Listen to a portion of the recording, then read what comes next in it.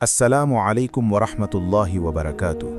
প্রিয় ভাই ও বোন, আজকে আমি আপনাদের সাথে এমন একটি বিষয় নিয়ে কথা বলবো যা শুনলে আপনার বুকের ভেতরটা কিপে উঠবে, চোখ ভিজে যাবে, আর মনে হবে দুনিয়ার এই কষ্টগুলো আসলে কিছুই না।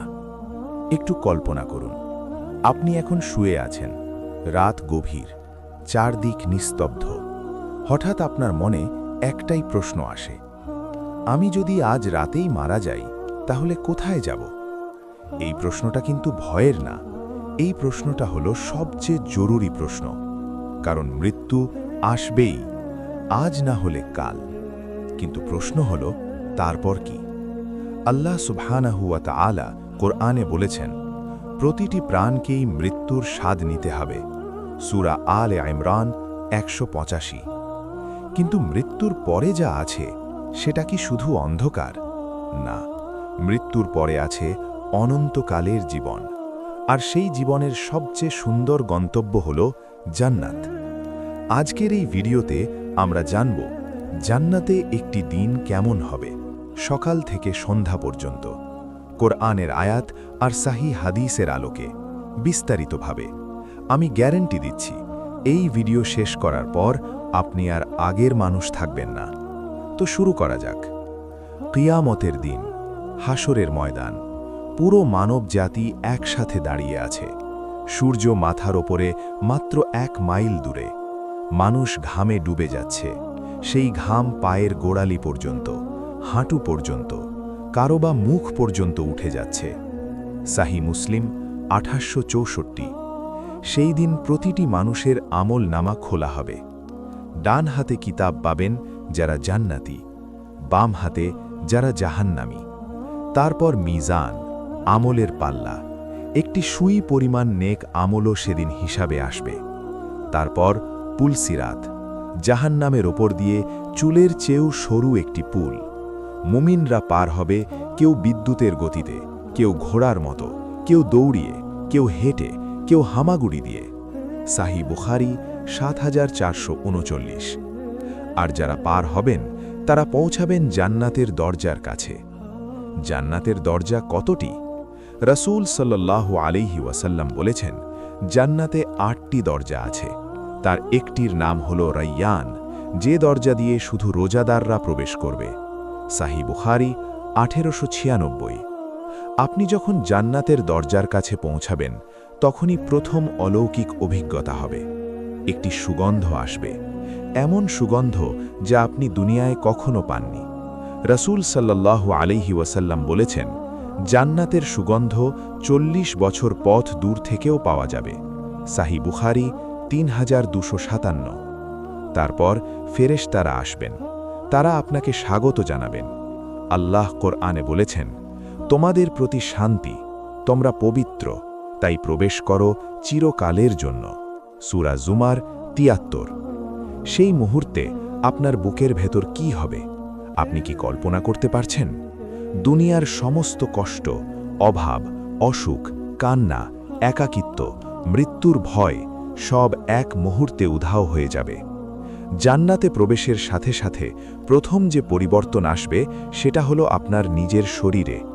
রাসূল সাল্লাল্লাহু আলাইহি ওয়াসাল্লাম বলেছেন, জান্নাতে প্রবেশকারীরা সকলে হবে দাড়িহীন, সুরমাদয়ী, তাদের বয়স হবে 33 বছর।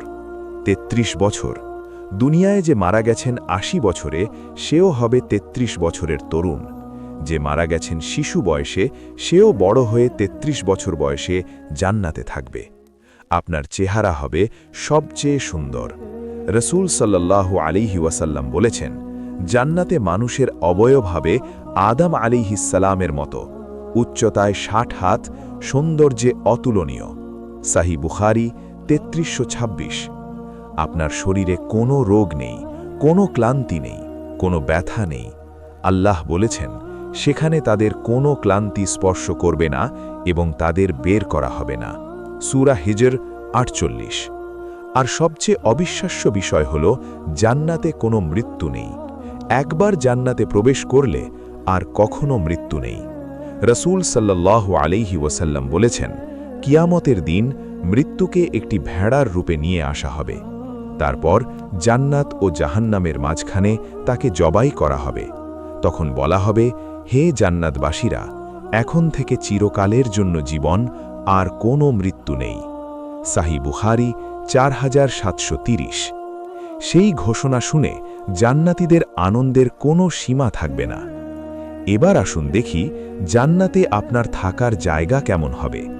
রাসূল সাল্লাল্লাহু আলাইহি ওয়াসাল্লাম বলেছেন, জান্নাতে একটি তাঁবু থাকবে যা একটি ফাঁপা মুক্তো দিয়ে তৈরি। তার উচ্চতা হবে 60 মাইল। প্রতিটি কোণে মুমিনের পরিবার থাকবে, একে অন্যকে দেখতে পাবে না। সাহিহ বুখারী 3243। 60 মাইল উঁচু একটি তাঁবু, এটা হলো সাধারণ জান্নাতীর অবস্থান। আর যারা উঁচু মর্যাদায় থাকবেন তাদের প্রাসাদের কথা ভাবুন। জান্নাতের নির্মাণ উপাদান কি? রাসূল সাল্লাল্লাহু আলাইহি ওয়াসাল্লাম বলেছেন, জান্নাতে একটি ইট সোনার, আরেকটি রূপার। মাটির জায়গায় আছে মেশাক কস্তুরী, পাথরের জায়গায় মুক্ত ও ইয়াকুত। সাহিহ মুসলিম 1828। ভাবুন, আপনি হেঁটে যাচ্ছেন জান্নাতের পথে, আপনার পায়ের নিচে মেশাক কস্তুরীর মাটি, চারদিকে সোনা রূপার দেওয়াল, ওপরে মুক্তার ছাদ। এই পৃথিবীর সবচেয়ে ধনী মানুষের বাড়িও এর তুলনায় কিছু না। আল্লাহ নিজে আপনার ঘর তৈরি করে রেখেছেন। রাসূল সাল্লাল্লাহু আলাইহি ওয়াসাল্লাম বলেছেন, যে ব্যক্তি আল্লাহ সন্তুষ্টির জন্য একটি মসজিদ বানায়, আল্লাহ তার জন্য জান্নাতে একটি ঘর বানিয়ে দেন। সাহিহ বুখারী 450। এমনকি প্রতিটি নেক আমলের বিনিময়ে জান্নাতে আপনার ঘর আরও সুন্দর হতে থাকে। প্রতিটি নামাজ, প্রতিটি সাদকা, প্রতিটি তাসবিহ। আল্লাহ বলেছেন, কেউ জানে না তাদের জন্য চোখের কি শীতলতা লুকিয়ে রাখা হয়েছে, তাদের কৃতকর্মের প্রতিশোধ স্বরূপ। সূরা সাজদা 17। আপনার প্রাসাদ থেকে বের হলেই সামনে দেখবেন এক অসাধারণ বাগান। এই বাগানের বর্ণনা কোরআনে বহুবার এসেছে। আল্লাহ বলেছেন, সেখানে বইবে নির্মল পানির নহর, অপরিবর্তিত দুধের নহর, পানকারীদের জন্য সুস্বাদু শারাবের নহর এবং পরিশুদ্ধ মধুর নহর। 4টি নদী, 4টি আলাদা স্বাদ। পানির নদী, কিন্তু এই পানি দুনিয়ার পানির মতো নয়। এই পানি কখনো নষ্ট হবে না, কখনো দুর্গন্ধ হবে না। দুধের নদী, যে দুধের স্বাদ কখনো পরিবর্তন হবে না, সব সময় তাজা। মধুর নদী, পরিশুদ্ধ, সুগন্ধময়। শারাবের নদী, কিন্তু এতে কোনো নেশা নেই, এতে মাথা ঘুরবে না, এটা সম্পূর্ণ হালাল। আপনি যখন এই নদীর কাছে যাবেন, হাত দিয়ে পানি তুলে একটু পান করবেন, সেই স্বাদ বলা সম্ভব না। জান্নাতের গাছ কেমন? রাসূল সাল্লাল্লাহু আলাইহি ওয়াসাল্লাম বলেছেন, জান্নাতে এমন একটি গাছ আছে যার ছায়ায় একজন দ্রুতগামী ঘোড়াসওয়ার 100 বছর চলতে থাকলেও সেই ছায়া শেষ হবে না। সাহিহ বুখারী 3252। একটি গাছের ছায়া 100 বছরের পথ। এই গাছের নাম সিদরাতুল মুনতাহা। আর জান্নাতের ফল, আপনি শুধু মনে মনে ভাবলেই সেই ফল আপনার হাতের কাছে চলে আসবে। আল্লাহ বলেছেন, তাদের জন্য থাকবে সেখানে যা তারা চাইবে, এবং আমার কাছে আরও বেশি আছে। সূরা কাফ 35। মুরগির মাংস চাইলে রান্না করা মুরগি সামনে আসবে, মাছ চাইলে মাছ আসবে, আপনার পছন্দের যে কোনো খাবার তাৎক্ষণিক। খাওয়ার পর কি হবে? রাসূল সাল্লাল্লাহু আলাইহি ওয়াসাল্লাম বলেছেন, জান্নাতীরা খাবে এবং পান করবে, কিন্তু থুতু ফেলবে না, পেশাব বা পায়খানা করবে না। তাদের ঢেকুর আসবে আর ঘাম বের হবে মেশক কস্তুরীর মতো সুগন্ধ নিয়ে। অবিশ্বাস্য! খাওয়ার পর কোনো ময়লা নেই, শুধু সুগন্ধময় ঘাম। জান্নাতের সবচেয়ে আবেগময় মুহূর্ত হবে প্রিয়জনদের সাথে মিলন। দুনিয়ায় হয়তো আপনার মা মারা গেছেন বহু আগে, আপনার ছোট্ট সন্তান চলে গেছে অল্প বয়সে, আপনার বাবা, ভাই, বন্ধু, যাদের কথা মনে পড়লে এখনও চোখ ভিজে যায়। জান্নাতে তাদের সাথে আবার দেখা হবে। আল্লাহ বলেছেন, যারা ঈমান আনে এবং তাদের সন্তানরাও ঈমানে অনুসরণ করে, আমি তাদের সন্তানদেরও তাদের সাথে মিলিয়ে দেব। সূরা তূর 21। সেই মিলনের দৃশ্য কল্পনা করুন। আপনার মা আপনাকে দেখে দৌড়ে আসছেন, আপনি তাকে জড়িয়ে ধরছেন, আর সেই কান্না, সেটা কষ্টের কান্না নয়, সেটা অসীম আনন্দের কান্না। তারপর বসবেন একসাথে, গল্প করবেন, হাসবেন, জান্নাতের ফল খাবেন, নদীর পাড়ে হাঁটবেন। কোনো বিরোধ নেই, কোনো ঝগড়া নেই, কোনো ঈর্ষা নেই। আল্লাহ বলেছেন, আমি তাদের বুক থেকে যাবতীয় বিদ্বেষ দূর করে দেব। তারা ভাইয়ের মতো পরস্পরমুখী আসনে বসবে। সূরা হিজর 47। হুর আল ইন, রাসূল সাল্লাল্লাহু আলাইহি ওয়াসাল্লাম বলেছেন, যদি জান্নাতের একজন হুর দুনিয়ার দিকে উঁকি দিত তাহলে পূর্ব থেকে পশ্চিম পর্যন্ত সব কিছু আলোকিত হয়ে যেত আর তার সুগন্ধে পুরো দুনিয়া ভরে যেত। সাহিহ বুখারী 3245। আল্লাহ বলেছেন, সেখানে থাকবে সুনরনা হুররা যারা তাদের তাঁবুতে সুরক্ষিত। সূরা রহমান 72। আর মুমিনা নারীদের জন্য তারা জান্নাতে হুরদের চেয়েও উত্তম মর্যাদায় থাকবেন, কারণ তারা দুনিয়ায় আল্লাহর হুকুম মেনে হিজাব পরে কষ্ট সহ্য করে জান্নাত অর্জন করেছেন। জান্নাতে একটি বাজার আছে, শুনলে অবাক লাগছে? রাসূল সাল্লাল্লাহু আলাইহি ওয়াসাল্লাম বলেছেন, জান্নাতে একটি বাজার আছে, সেখানে প্রতি জুমার দিন জান্নাতীরা একত্রিত হয়। উত্তর দিক থেকে বাতাস আসে, সে বাতাস তাদের চেহারায় এবং পোশাকে লাগে, তারা আরও সুন্দর হয়ে বাড়ি ফেরে। সাহিহ মুসলিম 2833। কি সুন্দর! জান্নাতে জুমার দিন মিলন মেলা হয়। আর জান্নাতে কি সঙ্গীত আছে? হ্যাঁ, হুররা এমন সুরে গান গাইবেন যা দুনিয়ায় কেউ কখনো শোনেনি। রাসূল সাল্লাল্লাহু আলাইহি ওয়াসাল্লাম বলেছেন, হুররা এই কথা গেয়ে গেয়ে বলবে, আমরা চিরসুন্দরী, কখনো বৃদ্ধ হব না, আমরা চির শান্তিময়, কখনো দুঃখী হব না, আমরা চিরসন্তুষ্ট, কখনো রাগান্বিত হব না। তিরমিজি 2563। জান্নাতে প্রতিটি মুহূর্ত হবে নতুন আনন্দে ভরা। রাসূল সাল্লাল্লাহু আলাইহি ওয়াসাল্লাম বলেছেন, জান্নাতীদের মধ্যে সবচেয়ে কম মর্যাদার ব্যক্তিকেও বলা হবে, তোমার আকাঙ্ক্ষা করো। সে আকাঙ্ক্ষা করবে এবং আরও করবে। আল্লাহ বলবেন, এসব তোমার আর এর 10 গুণ আরও। সহিহ মুসলিম 189। সবচেয়ে কম মর্যাদার জান্নাতীও পাবেন দুনিয়ার 10 গুণ, আর যারা উঁচু মর্যাদায় তাদের কথা আল্লাহই ভালো জানেন। প্রিয় ভাই ও বোন, এতক্ষণ আমি আপনাদের যা বললাম, নদী, প্রাসাদ, হুর, খাবার, বাগান, বাজার, এগুলো সব জান্নাতের ছোট ছোট নিয়ামত। কিন্তু জান্নাতের সবচেয়ে বড়, সবচেয়ে মহান নিয়ামত কি? একটু থামুন। সেটা হলো আল্লাহ রাব্বুল আলামিনের চেহারা দেখা। আল্লাহ কোরআনে বলেছেন, সেদিন কিছু মুখমণ্ডল উজ্জ্বল হবে, তারা তাদের রবের দিকে তাকিয়ে থাকবে। সূরা কিয়ামা 22-23। রাসূল সাল্লাল্লাহু আলাইহি ওয়াসাল্লাম বলেছেন, তোমরা যেভাবে পূর্ণিমার রাতে চাঁদ দেখতে পাও, কেউ কাউকে ধাক্কা না দিয়েই, ঠিক তেমনি জান্নাতীরা তাদের রবকে দেখবে। সাহিহ বুখারী 7435।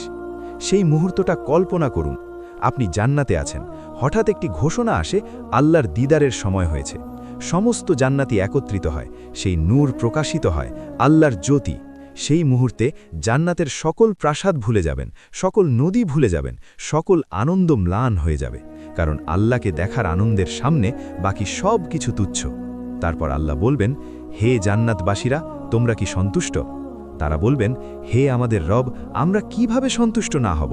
আপনি আমাদের এমন কিছু দিয়েছেন যা আপনার সৃষ্টির অন্য কাউকে দেননি।